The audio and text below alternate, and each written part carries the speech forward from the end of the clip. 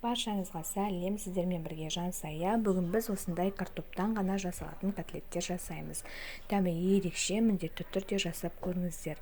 Жіберіп алмас үшін менің каналымның подписка жасауды ұмытпаңыздар. Ең алдымен картопты біз жақсылап тұрып пісіріп аламыз. Пісіріп алғаннан кейін оны осындай пюреге айналдырамыз. Пюреге айналдырғаннан кейін татымына қарай тұз, бұрышын және де чеснок салсаңыздар болады. Мен салмадым. Ұнды және сары майымызды, ерітілген сары майды қосып жақсылап араластырып аламыз. Кейін араластырғаннан кейін керекті мөлшерде алып осындай котлеттер жасап формасына келтіріп аласыздар.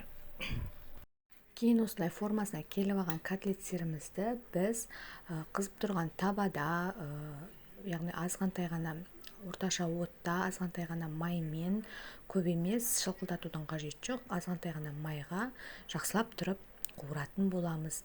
Ең алдымен біз майға осылай котлеттерімізді тізіп шығамыз. Оның қызарғанын күтеміз әбден. Барлығы қызарғаннан кейін екінші жағына аударып, тағы да баяу отта, яғни орташа отта бетін қақпақпен жауып, екінші жағы қызарғанша күтетін боламыз. Әбден барлығы пісіп, екінші жағы қызарғаннан кейін біз оларды оттан алып, яғни майынан сүзіп алып, керекті ыдысымызға салып аламыз. Дәл осылай қалған котлеттерімізді де барлығын пісіріп, кезек-кезеңмен пісіріп алатын боламыз.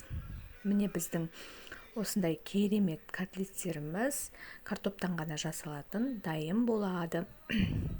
Барлық керек заттардың мөлшерін описаниядан тауып алсаңыздар болады. Сіздерге ас болсын, осындай керемет котлеттер дайын болды.